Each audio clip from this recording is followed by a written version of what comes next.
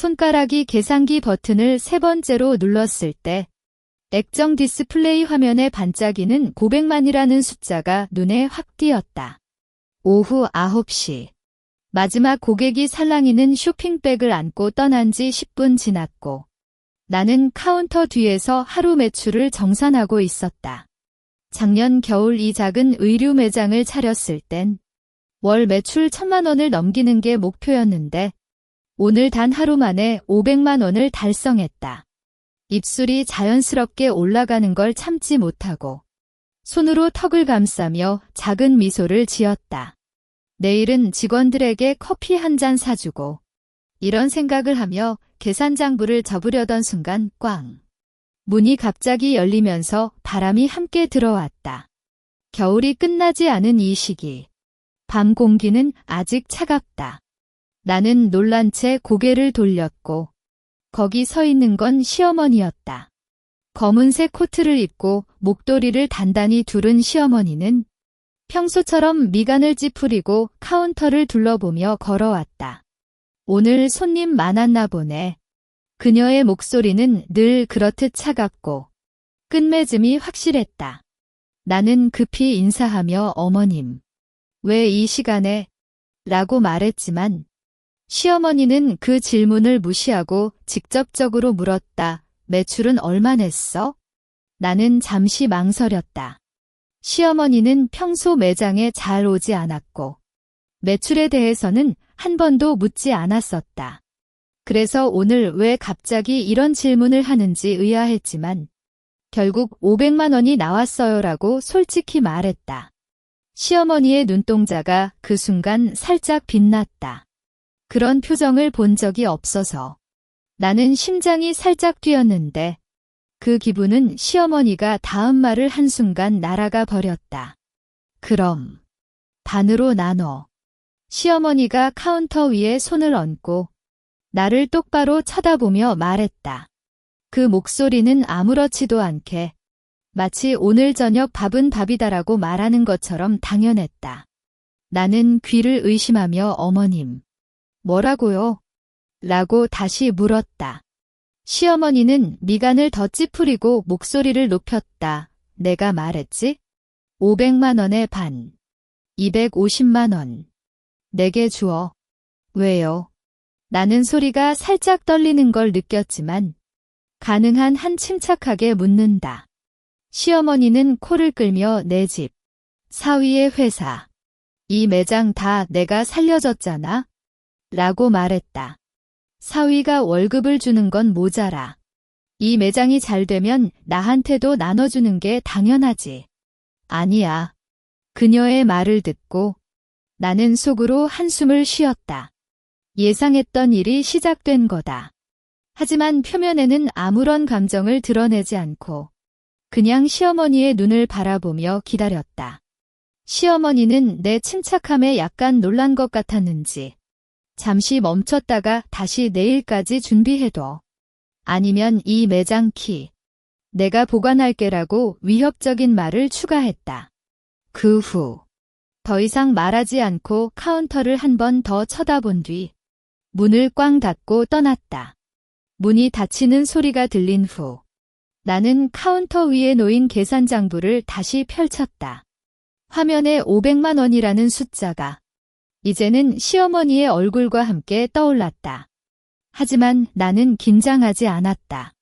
오히려 마침내 기다렸던 순간이 왔는지 심장이 평온하게 뛰고 있었다. 나는 손가락으로 휴대폰을 꺼내 증거라는 폴더를 열어보았다. 거기엔 매장 설립부터 지금까지의 모든 기록이 저장되어 있었다. 시어머니는 오늘 이 요구를 통해 자신의 욕심을 드러냈지만 그녀는 모른다. 이 모든 건 나의 계획 중 하나였다. 아침 9시 매장 문을 열자마자 시어머니의 차량이 길 건너편에 주차된 게 보였다. 나는 심호흡을 한 번 하고 문짝을 완전히 밀어 열었고 그때 시어머니가 걸어왔다. 오늘은 베이지색 재킷에 정장 바지를 입고 평소보다 더 단정적인 분위기를 풍겼다. 아침 일찍 왔어. 나는 겉으로는 평온하게 말했지만 손으로 카운터를 닦는 속도가 살짝 빨라졌다. 시어머니는 아무리도 인사하지 않고 직접 카운터 뒤로 걸어 들어왔다. 250만 원. 준비됐어. 그녀는 손을 내밀며 나를 쳐다봤다. 나는 손을 멈추고 어머님. 이 매장은 제가 혼자 투자하고 운영한 거예요. 왜 갑자기? 라고 말했지만 시어머니는 단번에 말을 가로챘다. 갑자기. 그녀는 웃음소리를 내지만 눈에는 웃음이 없었다. 내가 이 매장을 차릴 때 사위가 내게서 500만 원을 빌렸잖아. 그건 이 매장의 초기 자금이 아니야? 나는 속으로 입맛이 메스꺼웠다. 그 500만 원은 남편이 시어머니에게 빌린 건 맞지만 이미 작년 겨울 전에 갚았고 매장 초기 투자 2천만 원은 내가 10년간 저축한 돈이었다. 하지만 시어머니는 그 사실을 모르는 척한다. 또 이 건물 주인도 내 친구잖아. 월세를 10만 원 깎아줬잖아. 그게 얼마나 큰 혜택이야? 시어머니는 손가락으로 카운터를 두드리며 계속했다. 결국 이 매장이 잘 되나 못 되나 내가 뒤에서 잡아줬어. 그래서 수익을 반으로 나누는 게 당연하지. 어머님, 500만 원은 이미 갚았어요. 그리고 월세 할인도 제가 직접 주인님과 협상한 거예요. 나는 목소리를 살짝 높여 명확히 말했다. 시어머니는 미간을 더 찌푸리고 내가 뭐라고? 라고 소리쳤다. 사위가 내 아이고 내가 내 며느리잖아. 너에게 내게 너에게 아닌가? 이 매장도 결국 우리 집 명의로 해야지. 지금 이러고 뭐해? 그녀의 말을 듣고 나는 오래된 기억이 떠올랐다. 매장을 차릴 때 시어머니가 아가씨가 혼자 사업하긴 힘들 거야. 우리 집 명의로 해줄게라고 말했을 때 나는 단호히 거절했던 건데 그때부터 시어머니가 이 매장을 자신의 건물로 생각했나 보다. 어머님, 매장 등록증은 제 이름이에요. 임대 계약도 제가 직접 맺은 거예요. 나는 차분하게 말했지만 손바닥에 땀이 차고 있었다.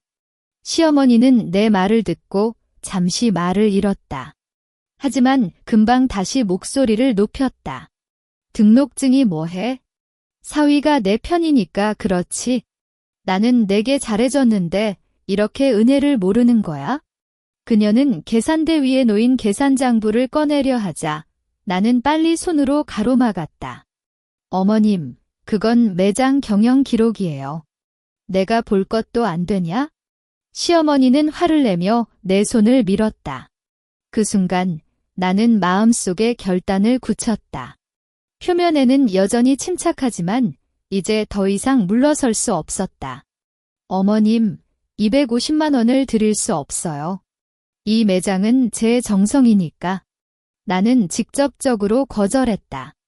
시어머니는 내 말을 듣고 얼굴이 점차 붉어졌다. 좋아. 너가 그렇다면 후회하지 마. 그녀는 소리치며 계산대를 세게 두드렸다. 이 매장을 운영 못하게 만들어줄게. 보자 봐. 내가 이기나.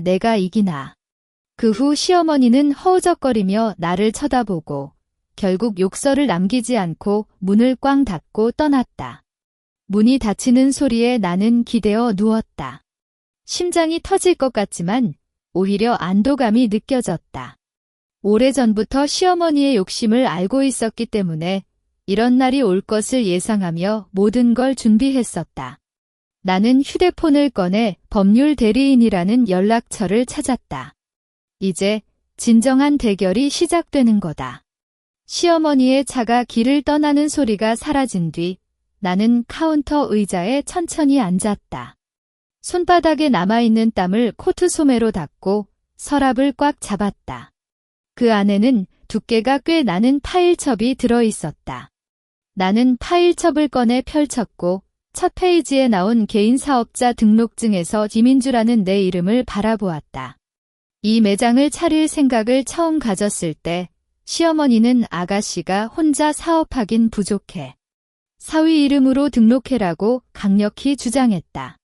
그때부터 나는 시어머니의 욕심을 눈치챘다.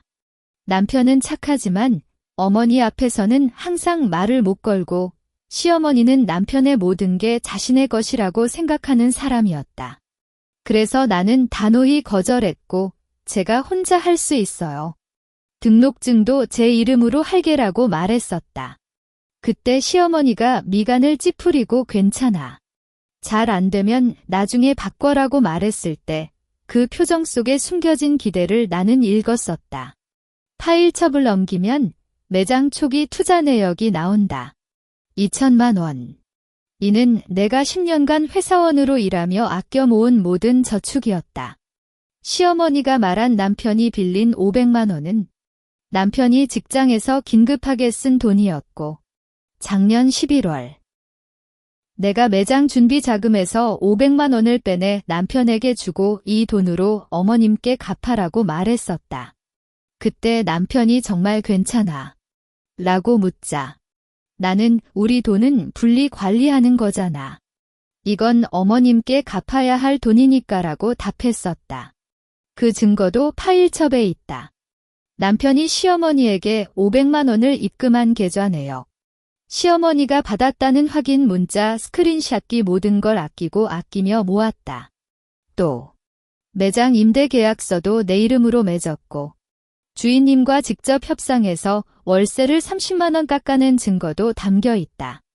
시어머니는 내 친구 덕분에 월세가 싸졌어라고 자랑하지만 그 친구는 결국 내가 3번을 직접 찾아가 협상하고 매출 예측 보고서까지 제출했어야 비로소 할인을 받은 거였다. 왜 이렇게 꼼꼼하게 기록을 모았는가? 왜냐하면 시어머니는 남편의 아버지, 즉 내 시아버지가 돌아가시기 전 시아버지의 재산을 온전히 자신의 이름으로 옮겼다는 걸 알고 있었다. 남편이 어머니도 외롭잖아라고 말하지만 나는 그게 욕심이 아니라고 할 수 없었다. 그래서 내가 가지고 있는 건 내가 스스로 버텨온 거라고 생각했고 결코 시어머니에게 빌려온 게 아니었다. 파일첩의 마지막 페이지에는 매장 운영 이래의 모든 지출 명세가 있다. 인건비, 물류비, 광고비 각 항목마다 영수증 사본과 계좌 이체 기록이 함께 붙어 있다. 나는 매달 첫째 주 이 모든 기록을 정리해서 파일첩에 넣는 습관을 만들었다. 아마도 언젠가 필요할 거다라는 직감이었는데 오늘 그 직감이 현실이 됐다. 휴대폰이 울렸다. 화면에 남편이라고 뜨는 이름을 보고 나는 잠시 망설였다.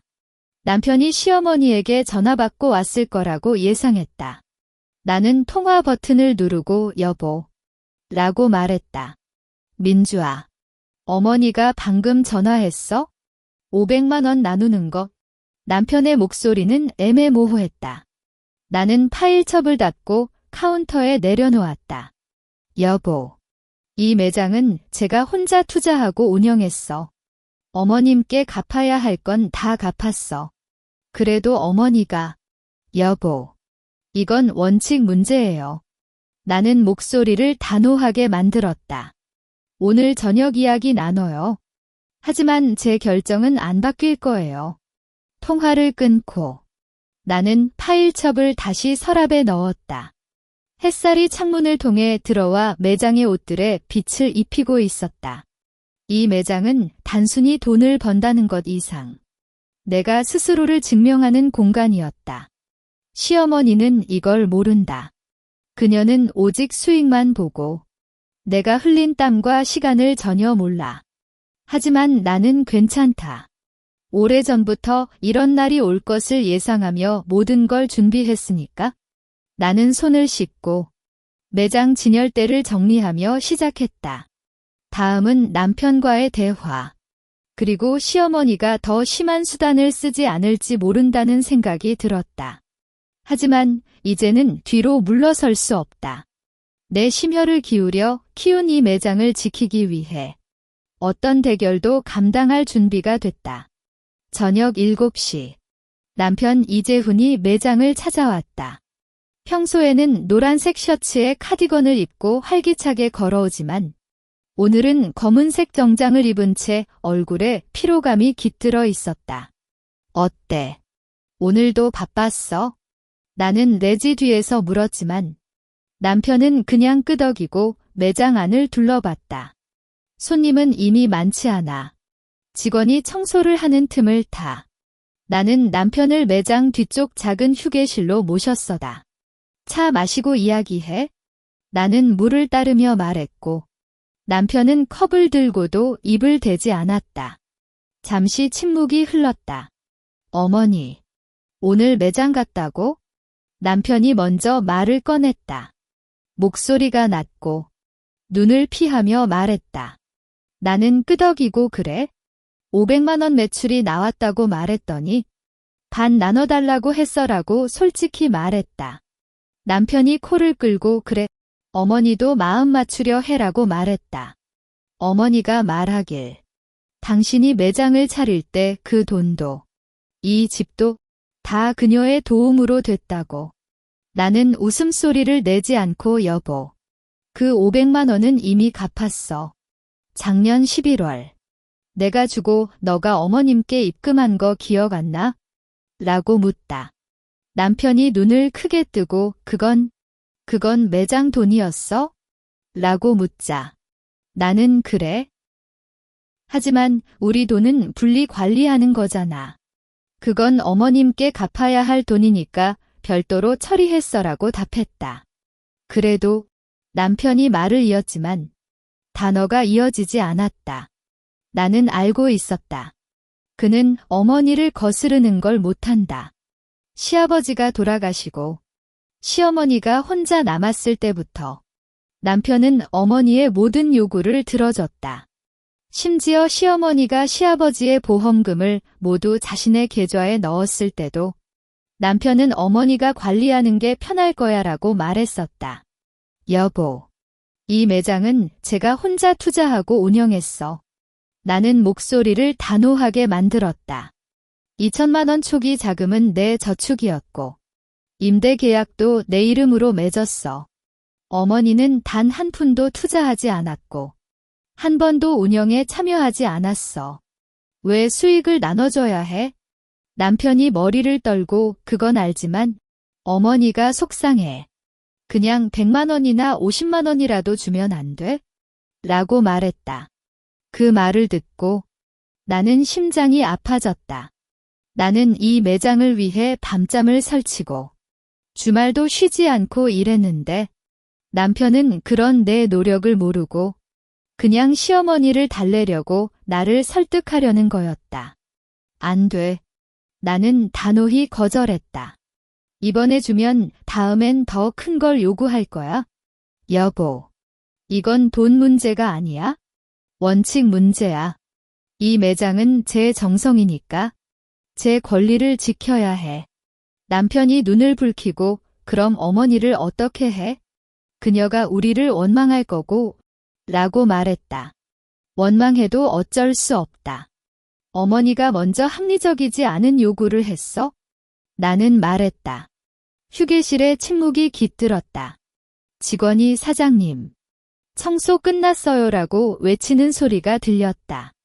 나는 일어나 내가 매장 닫을게. 너는 좀 생각해봐. 이번엔 제가 지켜야 해라고 말했다. 남편은 그대로 앉아있고 컵에 들어있는 물을 아무리 마시지 않았다. 나는 매장으로 나와 문을 닫고 계산기를 다시 살펴봤다. 500만 원. 이 숫자가 지금은 남편의 곤란한 얼굴과 함께 떠올랐다. 하지만 나는 후회하지 않았다. 만약 이번에 물러나면 앞으로 시어머니는 매장을 마음대로 다룰 것이고 내 노력은 아무 의미가 없을 것이다.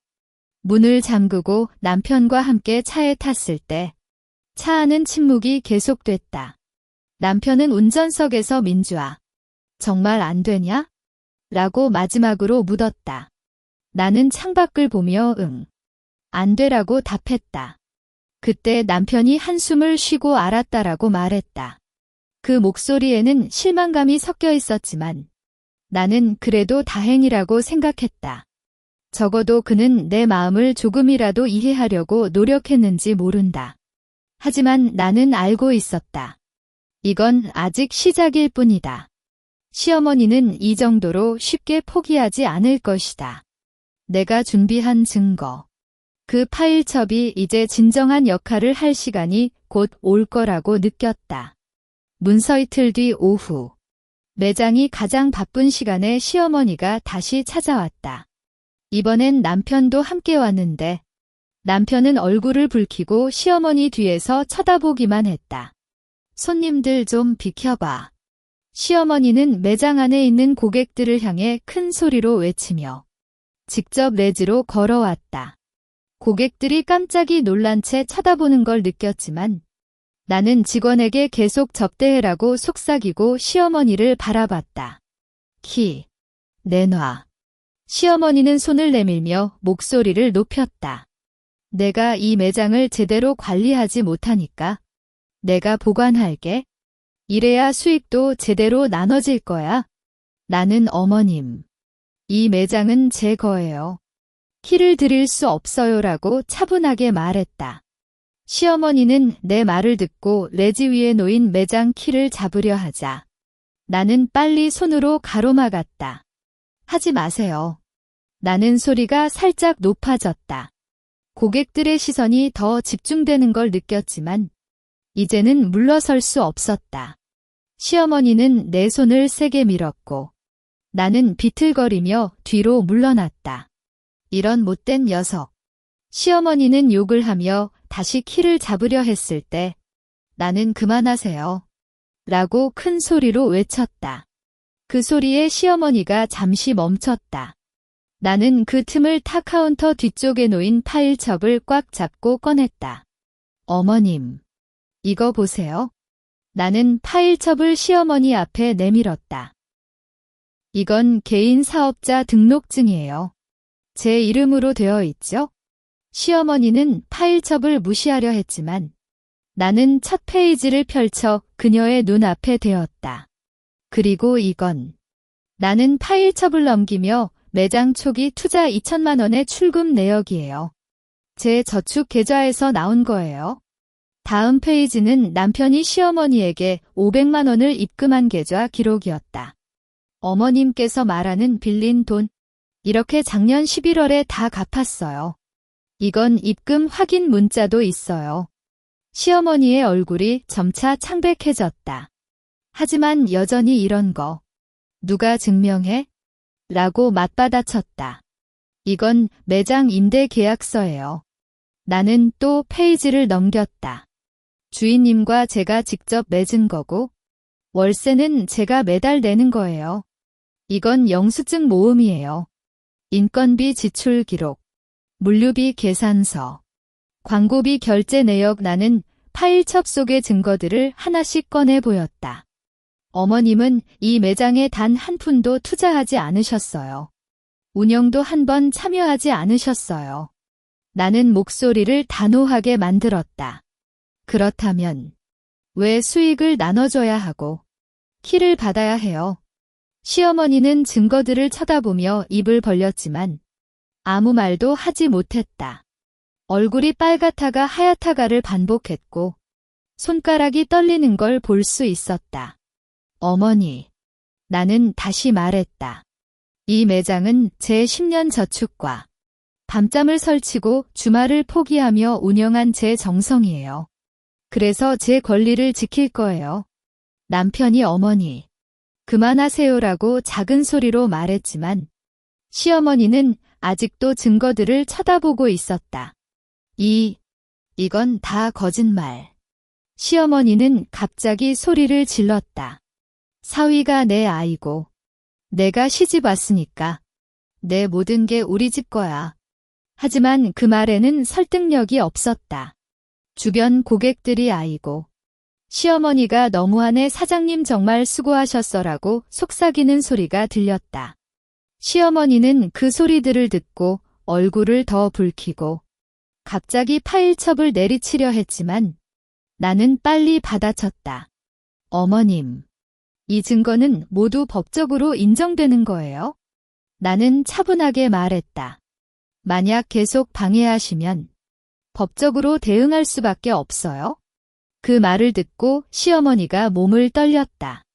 남편이 어머니, 우리 갑시다라고 붙잡으려 했을 때 시어머니는 좋아. 너 기다려봐. 라고 소리치며 나를 쳐다봤다. 그 눈빛에는 분노와 당황, 그리고 조금의 패배감이 섞여 있었다. 그 후 남편에게 가. 라고 외치며 매장 문을 향해 갔다. 남편은 나에게 민주아, 죄송해라고 속삭인 뒤 시어머니를 쫓아갔다. 문이 닫히는 소리가 들린 후 고객들이 사장님, 괜찮아요. 정말 잘 버텼어요라고 위로해줬다. 나는 고객들에게 감사하다는 말을 건넸지만 속으로는 한숨을 쉬었다. 증거를 제시하고 시어머니를 당황시켰지만 이건 아직 끝이 아니다. 그녀는 이 정도로 쉽게 포기하지 않을 거라고 알고 있었다.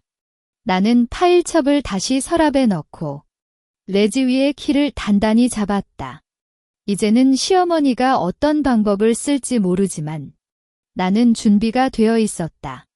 시어머니와 남편이 떠난 뒤 매장 안의 분위기가 한동안 차분하지 않았다. 직원이 긴장한 표정으로 사장님, 괜찮아요? 라고 묻자 나는 괜찮아. 계속 일해라고 말했지만 손이 살짝 떨리는 걸 감출 수 없었다.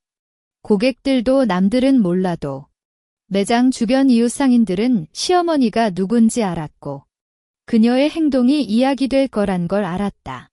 다음 날 아침 매장을 열자마자 이웃 가게 주인 아주머니가 걸어왔다. 민주아, 시어머니께서 어제 저녁 저한테 전화했어? 아주머니는 눈을 살피며 말했다. 그녀가 민주가 내 돈을 빼앗아 매장을 차렸어. 이제 수익도 안 나눠줘라고. 또 그 매장 옷은 불량품이 많아. 손님들도 조심해야 해라고 말했어. 나는 속으로 한숨을 쉬었다. 시어머니가 이렇게 할 거라고 예상했지만 이렇게 빨리 허위 정보를 퍼뜨릴 줄은 몰랐다. 아주머니, 그건 사실이 아니에요. 모든 게 증명되어 있어요. 나는 간략히 설명했지만 아주머니는 아무튼 시어머니가 좀 심해졌어. 너도 조심해라고 말하며 갔다. 오후 2시경 매장에 손님이 거의 없을 때 시어머니가 다시 나타났다. 이번엔 혼자가 아니라 평소같이 어울리는 노인 친구 3명을 데리고 왔다. 그들은 매장 문 앞에서 서서 시어머니가 앞장서며 큰 소리로 외쳤다. 여러분, 이 매장 사장이 아주 못됐어. 내 돈으로 사업을 시작했는데 이제 수익을 혼자 가지려 해. 남편도 아버지 돈을 빼앗아 이 녀석에게 주고 가족을 배신했어. 시어머니는 손을 흔들며 외치고 그 친구들도 정말이야? 이런 사람이 있어? 라고 동조했다. 지나가는 사람들이 모여 쳐다보고 어떤 사람은 휴대폰으로 찍기까지 했다. 어머님, 여기서 시끄러우니까 다른 곳으로 가주세요. 나는 문 밖으로 나가 차분하게 말했다. 그렇지 않으면 경찰에 신고할 거예요. 시어머니는 경찰. 내가 뭘 신고해? 이건 우리 가족 사안이야. 라고 소리치며 다가왔다. 가족 배신자. 너 때문에 내 아들도 불행해지고 이 매장도 망쳐질 거야. 그녀의 욕설이 이어지자 직원이 겁먹어 나에게 다가왔지만 나는 손으로 그녀를 막았다. 어머님, 그만하세요. 계속 이러면 매장 운영에 지장이 돼요. 지장. 내가 내게 준 지장보다 뭐가 크냐? 시어머니는 내 앞에서 발을 구르며 이 매장 영원히 잘 되지 않을 거야. 라고 외쳤다. 1시간 동안 시어머니와 그 친구들은 매장 문 앞에서 계속 시끄러웠다. 몇몇 손님이 다가왔다가 그 모습을 보고 돌아가고 이웃상인들도 창문 너머로 쳐다보기만 했다. 나는 결국 경찰에 신고하지는 않았다. 남편을 생각했고 가족 관계가 더 악화되는 걸 원치 않았기 때문이다. 오후 3시 시어머니가 내일 또 올게라고 소리치며 떠났을 때 나는 지쳐 기대어 누웠다. 직원이 사장님, 괜찮아요. 이렇게 계속되면 라고 걱정하며 말했지만 나는 괜찮아. 이 정도는 참을 수 있어라고 말했다. 하지만 속으로는 아파왔다. 왜 내 노력과 권리를 인정해주지 않고 이렇게 나를 괴롭히려는지 모르겠었다. 휴대폰이 울렸다. 남편의 전화였다. 민주아, 어머니가 매장에 갔다고 하더라. 남편의 목소리는 괴로워하는 듯 했다. 그녀가 민주가 경찰까지 불렀다고 말했어. 정말이야? 아니야. 그냥 그녀를 달래려고 했어? 나는 말했다. 여보, 이제 어머니의 행동이 너무 심해졌어. 그냥 내버려둬도 안 되고? 알아. 내가 어머니에게 이야기해봐. 남편이 말했지만 그의 말에는 설득력이 없었다. 나는 알고 있었다. 남편이 시어머니에게 말을 걸어도 그녀는 아무것도 듣지 않을 것이다. 문서 저녁에 매장을 닫고 나는 법률 대리인에게 전화를 걸었다. 이렇게 시어머니가 매장 운영을 방해하고 허위 정보를 퍼뜨리면 법적으로 대응할 수 있나요? 라고 묻자 대리인은 인신공격과 영업방해로 볼 수 있습니다. 증거를 모으시면 조치할 수 있어요라고 답했다.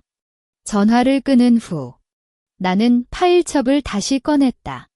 시어머니가 오늘 외친 내용을 직원이 기록해준 메모, 지나가는 사람이 찍은 영상, 이웃 아주머니의 증언 뒤 모든 걸 파일첩에 넣었다.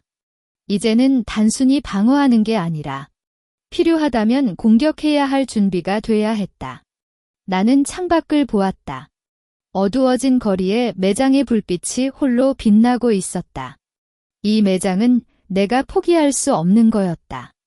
시어머니의 욕심과 괴롭힘은 계속될지 몰라도 나는 이겨낼 것이다. 그때 휴대폰이 다시 울렸다. SNS 알림이었는데 강남 작은 의류 매장. 시어머니의 무리한 수익 분할 요구라는 제목의 글이 올라왔었다. 작성자는 오늘 매장 앞에서 본 사람이었다. SNS 알림이 켜진 휴대폰 화면을 쳐다보는 순간 심장이 터질 것 같았다. 강남 작은 의류 매장. 시어머니의 무리한 수익 분할 요구와 영업방해 제목을 보자마자 나는 글을 클릭했다. 작성자는 오늘 매장 앞에서 시어머니의 행동을 본 사람으로 사장님께서 차분하게 대응하셨는데 시어머니 분이 너무 심하셨어요. 매장 옷도 예뻤는데 이런 일이 생기다니 안타깝습니다라고 적고 당시 찍은 영상까지 첨부했다.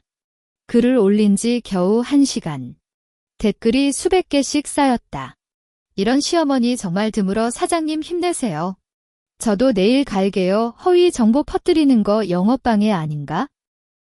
제가 그 매장에서 샀어요. 옷 품질도 좋고 사장님도 친절하셨어요. 지지하는 댓글들이 쏟아졌다. 나는 눈물이 나올 것 같아 코를 핥았다. 오늘 하루 동안 겪은 억울함이 이 댓글들을 보는 순간 조금씩 녹아나갔다. 다음 날 아침 8시. 매장을 열기 전에 문 앞에 사람들이 모여 있는 걸 보고 깜짝이 놀랐다. 여기 민주아 사장님 매장이죠? 저 어제 글 봤어요. 힘내세요. 사람들이 손을 흔들며 말했고 그중엔 어제 영상에 나온 지나가던 사람도 있었다. 나는 감사하다는 말을 반복하며 문을 열었고 그 순간 손님들이 매장으로 쏠렸다. 사장님, 저기 걸쳐 입는 드레스 하나 주세요. 이 블라우스 세 컬러 다 사고 싶어요. 제 친구들도 와준다고 해서. 미리 예약해요. 레지 앞이 금방 길게 늘어났다. 직원이 놀란 표정으로 사장님, 이렇게 많은 사람? 이라고 말했지만 나는 웃으며 빨리 준비해라고 답했다. 손님들은 대부분 SNS 글을 보고 왔고 시어머니 때문에 아까웠어요. 이 매장 잘 되어야 해라고 격려하는 말을 계속했다. 오후 2시. 시어머니가 예상대로 다시 찾아왔지만 매장이 너무 바빠 문 앞에 설 자리도 없었다. 그녀는 사람들 사이를 헤집어 들어오려 했지만 사장님을 도와드릴게요라고 말하는 손님들이 자연스럽게 벽을 쳐서 시어머니를 막았다. 어머니, 지금 사장님 바빠요. 뒤로 가주세요. 무리하게 하시면 안 됩니다. 손님들의 말을 듣고 시어머니는 얼굴이 붉어지며 여러분, 이 사장이 거짓말을 해요. 라고 외치려 했지만 아무도 그녀의 말을 듣지 않았다. 사람들이 이제 그만 가세요. 다른 데 가세요라고 말하자 시어머니는 당황하며 뒤로 물러났다. 그녀가 내일 또 올게라고 소리치며 떠났을 때 손님들이 사장님, 괜찮아요? 라고 묻자 나는 괜찮아. 여러분 덕분이에요 라고 눈물을 참으며 말했다. 해가 질 무렵 매장이 조금 가라앉았을 때 나는 정산을 시작했다. 직원이 사장님, 오늘 매출 정말 많아요 라고 말하며 계산기를 보여줬고 그 화면에 나온 숫자를 보자 나는 입을 벌렸다. 650만 원. 어제 500만 원을 넘기고 오늘은 650만 원. 시어머니의 방해가 오히려 매장의 인기를 높여준 것 같았다. 정말 말이 안 되네요. 나는 속으로 생각했다. 시어머니는 내 매장을 망치려 했지만 그녀의 행동이 오히려 사람들의 동정을 불러일으켰고 매장을 더 잘 만들게 됐다. 직원이 사장님, 내일도 이렇게 바쁠까요? 라고 묻자 나는 잘 모르지만 최선을 다할게라고 답했다. 저녁에 매장을 닫고 나는 SNS 글을 다시 봤다. 글은 이미 수천 명이 공유했고 지역 언론 기자도 연락을 취해 인터뷰를 요청했다. 나는 아직 이야기가 끝나지 않아라고 정중히 거절했지만 기분은 묘했다. 처음엔 시어머니의 괴롭힘에 지쳤지만 이제는 사람들의 지지로 인해 더 강해졌다. 나는 휴대폰을 꺼내 남편에게 메시지를 보냈다. 오늘 매출 650만 원이 나왔어. 여러분의 지지 덕분이야. 금방 뒤에 남편이 정말 그럼 다행이야. 민주아, 정말 수고했어라고 답장했다. 이번엔 그의 말에 진심이 느껴졌다. 하지만 나는 안심하지 않았다. 시어머니는 이 정도로 쉽게 포기하지 않을 거라고 알고 있었다. 그녀가 다음엔 어떤 방법을 쓸지 모르지만 이제는 나뿐만 아니라 많은 사람들이 나를 지지해주기 때문에 더 이상 혼자가 아니었다. 나는 파일첩을 다시 확인하고 법률 대리인에게 계속 준비해주세요라고 문자를 보냈다. 이제는 뒤로 물러설 수 없고 이겨내야만 했다. SNS 글의 확산과 매출 상승이 이틀째 이어질 때 시어머니는 변호사와 함께 매장을 찾아왔다. 그 변호사는 검은색 정장을 입고 안경을 쓰고 표정이 차갑고 단정적이었다. 이민주 씨, 저는 김철호 변호사입니다. 그는 카운터 앞에서 손을 내밀었지만 나는 그냥 그의 눈을 바라봤다. 시어머니, 이승숙 씨의 법적 대리인입니다. 변호사. 나는 속으로 비웃었다. 시어머니가 이 정도까지 할 줄은 몰랐지만 오히려 준비한 증거들이 쓸모가 있을 거란 생각이 들었다. 무슨 일이세요? 나는 차분하게 묻자. 김 변호사는 서류 봉투를 꺼내 나에게 내밀었다. 이것은 소송 예고장입니다. 이민주 씨가 부당하게 점유하고 있는 매장을 반환하라는 내용입니다. 부당하게 점유? 나는 서류 봉투를 안 받고 웃음소리를 냈다. 이 매장은 제 이름으로 등록되고 제 투자로 운영된 거예요. 어떻게 부당하게 점유라고 할 수 있죠? 시어머니가 변호사 뒤에서 그래. 이 매장은 내 아들 재훈이의 재산이야. 내가 아들 돈을 빼앗아 이렇게 사업을 하잖아. 라고 소리쳤다. 김 변호사는 시어머니를 가볍게 눈치채고 이민주 씨. 시어머니의 주장은 이렇습니다. 매장 초기 자금은 이재훈 씨가 시어머니에게 빌린 500만 원이 기초가 되었고 이는 사위와 시어머니 간의 재산 관계에 따라 매장의 실제 소유자는 이재훈 씨입니다. 그는 목소리를 평평하게 이었다. 따라서 이민주 씨는 매장 수익을 혼자 차지할 권리가 없으며 매장 운영권도 이재훈 씨에게 넘겨야 합니다. 그게 사실이냐? 나는 남편의 이름을 듣고 심장이 살짝 아팠지만 즉시 파일첩을 꺼냈다. 김 변호사님, 이건 개인 사업자 등록증입니다. 제 이름으로 되어 있죠? 나는 등록증을 보여주고 그리고 이건 매장 초기 투자 2천만 원의 출금 내역입니다. 제 저축 계좌에서 나온 거예요. 시어머니가 말하는 500만 원은 재훈이가 직장에서 긴급하게 쓴 돈이었고 작년 11월에 이미 전액 갚았습니다. 나는 남편이 시어머니에게 입금한 계좌 내역과 확인 문자를 보여줬다. 이걸 보면 알 수 있죠? 500만 원은 매장 투자금이 아니었고 이미 갚은 빌려준 돈입니다. 그럼 매장이 재훈이의 재산이라고 할 근거가 어디 있죠? 김 변호사는 서류를 하나씩 살펴보며 표정을 바꾸지 않았다. 이 증거들은 법적으로 인정될 수 있지만 시어머니는 이 매장이 사위의 지원 없이는 성립할 수 없다고 주장합니다. 지원.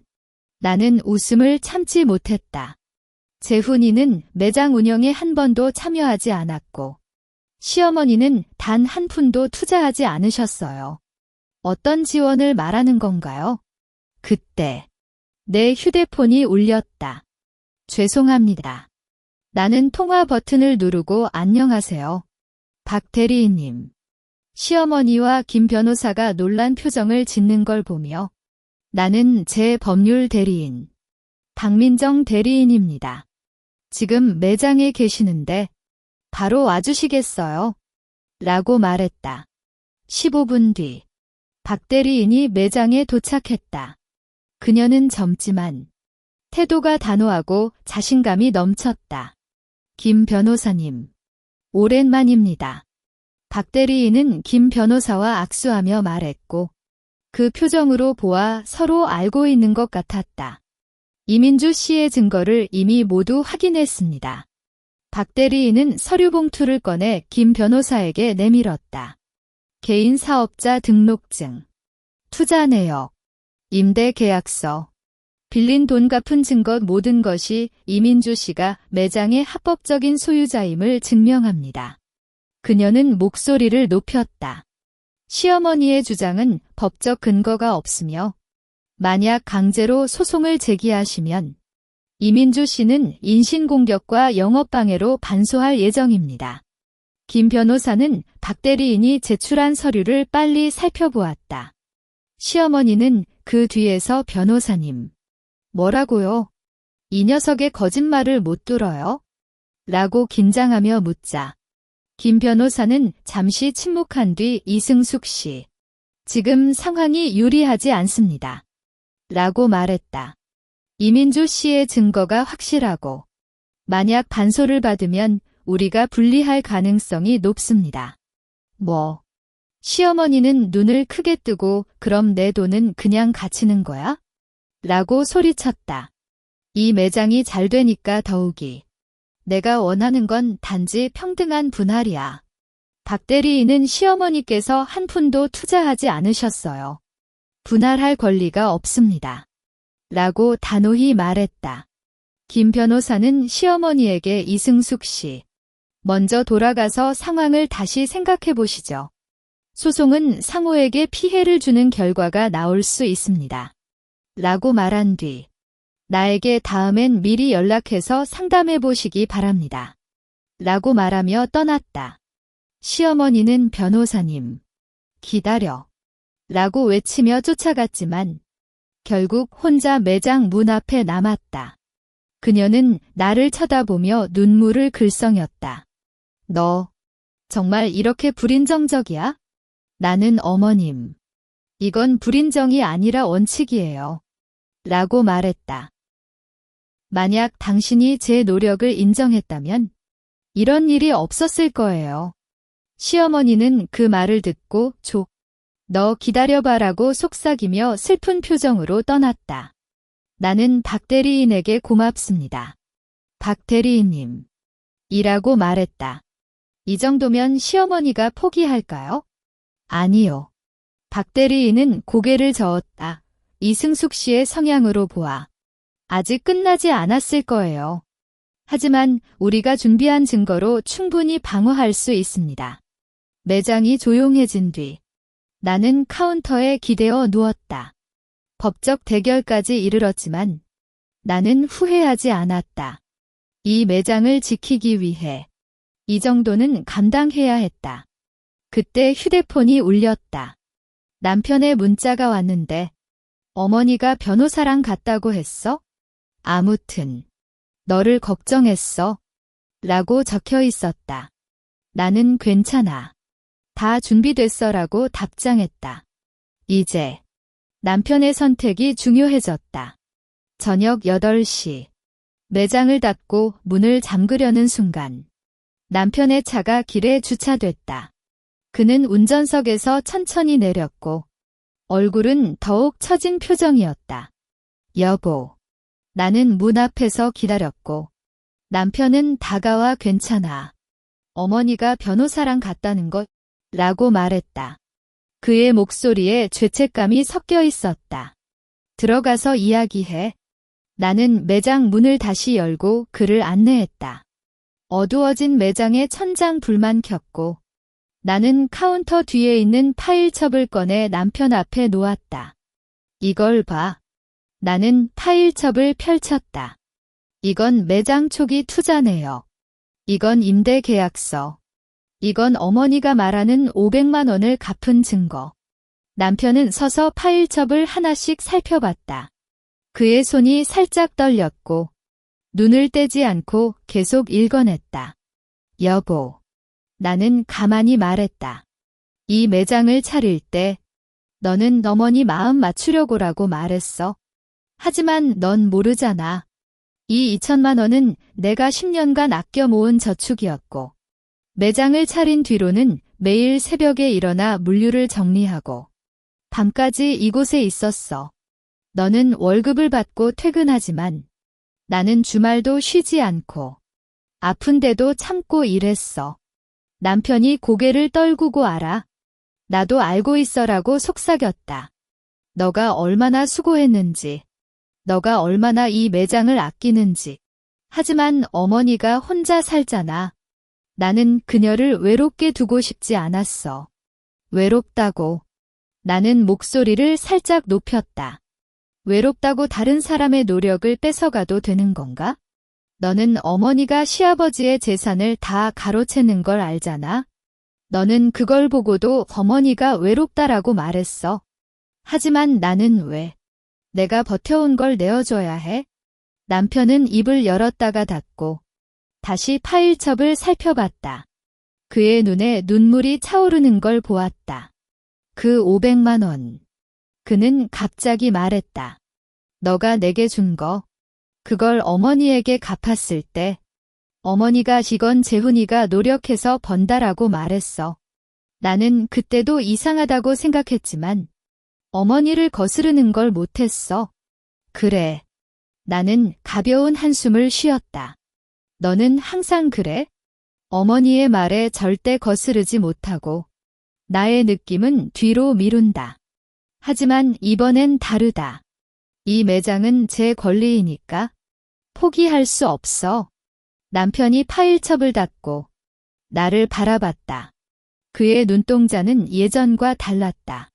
피하던 눈빛이 사라지고 확실한 결심이 담겨 있었다. 민주아, 죄송해. 그는 깊게 절했다. 나는 너를 너무 모르고 어머니의 욕심을 봐도 말을 못 걸고 정말 죄송해. 그의 사과를 듣고 나는 심장이 아련해졌다. 오래전부터 바라는 말이었지만 지금 들으면 눈물이 나올 것 같았다. 여보. 나는 가만히 말했다. 이건 너의 잘못만이 아니야? 하지만 이제 너는 진실을 보고 선택해야 해. 남편이 고개를 끄덕이고 알아. 이제는 너 이쪽에 서 있을게라고 말했다. 그의 목소리는 단호했다. 어머니가 잘못했어. 너의 매장. 너의 노력 이건 아무도 빼앗을 수 없는 거다. 나는 어머니에게 말할게. 이제 그만해달라고. 그 순간 남편의 휴대폰이 울렸다. 화면에 점원이라고 뜨자 남편은 눈을 딱 감았다가 받았다. 어머니. 그의 목소리는 예전과 달리 차갑고 명확했다. 민주 아내의 매장에 갔다는 거. 변호사를 데리고 갔다는 거 알아? 전화 저쪽에서 시어머니의 큰 소리가 들렸다. 재훈아.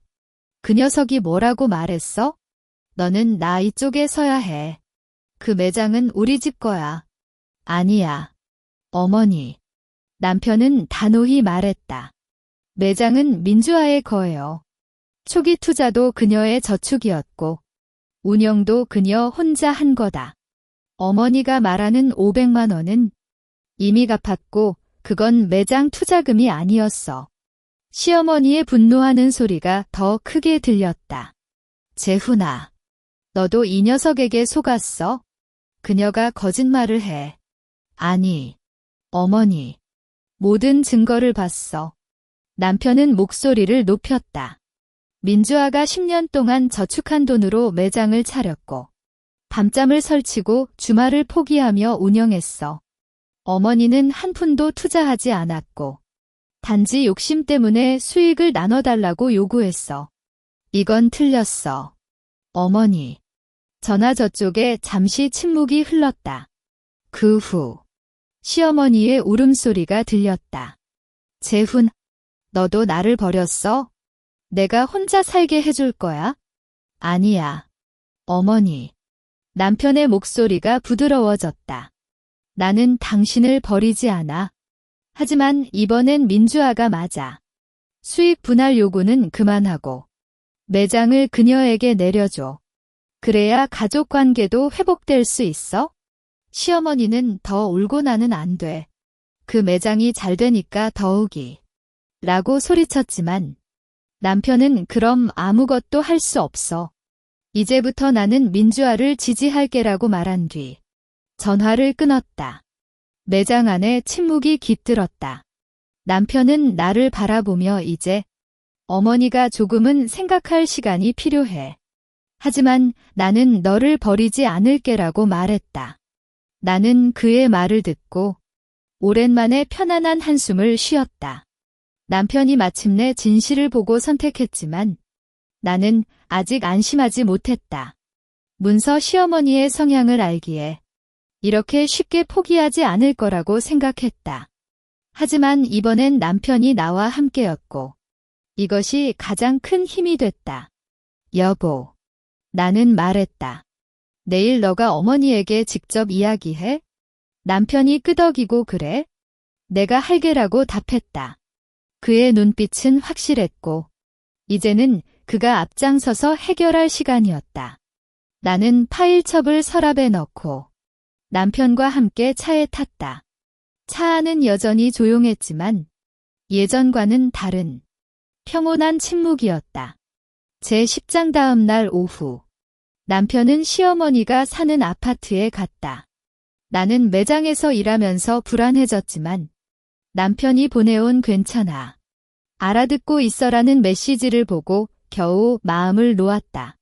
저녁 6시 남편이 매장을 찾아왔을 때 그의 표정은 복잡했지만 평온해졌다. 어머니.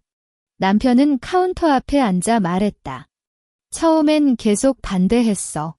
하지만 내가 모든 증거를 보여주고 민주아가 얼마나 수고했는지라고 말하니까 울기 시작했다. 그는 한숨을 쉬고 이어졌다. 그녀는 내가 그렇게 욕심이 심했어? 라고 자책했어. 그리고 재훈아. 너 때문에 민주를 괴롭혔어라고 사과했어. 나는 속으로 한숨을 쉬었다. 시어머니가 사과할 줄은 몰랐지만 그녀의 후회가 진심이었기를 바랐다. 그럼 수익 분할 요구는? 나는 묻자. 남편이 포기했다. 그녀의 정성이니까 그대로 가지라고라고 말했어. 하지만 남편이 말을 멈췄다. 하지만 뭐. 어머니가 민주에게 직접 사과하고 싶어라고 했어. 하지만 부끄러워서 말을 못하겠다고. 남편은 웃음을 띈다. 그녀는 내가 그렇게 시끄러웠는데 민주가 용서해줄까라고 걱정하고 있어? 그 말을 듣고 나는 입술에 미소가 떠올랐다. 시어머니의 자존심이 강했기에 직접 사과하는 건 쉽지 않았을 거다. 내일 아침 우리 집에 와요. 나는 말했다. 아침 식사 같이 해. 그때 이야기해. 다음 날 아침 시어머니가 우리 집에 왔을 때 그녀는 평소보다 수줍은 표정이었다. 검은색 원피스를 입고 손에 과일 바구니를 들고 왔고 문을 열자 민주아 라고 작은 소리로 불렀다. 나는 그녀를 안내했고 식탁에 과일을 차려놓았다. 아침 식사는 조용하게 이어졌다. 시어머니는 밥을 살짝만 떼먹고 나를 쳐다보았다가 고개를 떨구는 걸 반복했다. 어머님. 나는 먼저 말을 시작했다. 지난 시간 동안 많이 힘들었어요. 하지만 이제 다 지나갔어요. 시어머니가 눈을 붉히고 민주아. 죄송해라고 말했다.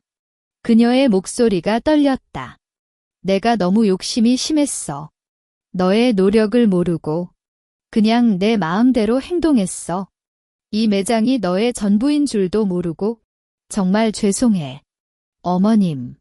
나는 가만히 말했다. 이 매장은 제 정성이지만 가족도 중요해요. 그냥 앞으로는 서로 존중하며 지내요. 시어머니가 끄덕이고 알아? 앞으로는 절대 그러지 않을게. 문서 너의 매장. 너의 노력 다 존중할게. 그녀는 웃음을 띈다. 매장이 잘 되길 바랐어. 그냥 나도 함께 하기를 원했나 봐. 혼자 살기가 너무 외로웠어. 그녀의 말을 듣고 나는 이해했다. 시어머니의 욕심 뒤에는 외로움이 숨겨져 있었다. 남편이 어머니, 앞으로 매달 한 번씩 우리 집에 와요. 식사라도 함께 해라고 말했고 시어머니는 눈물을 닦으며 정말로? 라고 묻자 응이라고 말했다. 그 후 시어머니는 매장에 가끔 왔다. 하지만 이제는 수익을 묻지 않고 손님 많아. 너무 수고하지 말라고 격려하는 말만 건넸다. 가끔은 직접 만든 김치나 나물을 가져오고 어린 손님에게 사탕을 나눠주기도 했다. 매장의 매출은 계속 상승했고 6개월 뒤에는 지점을 하나 더 차렸다.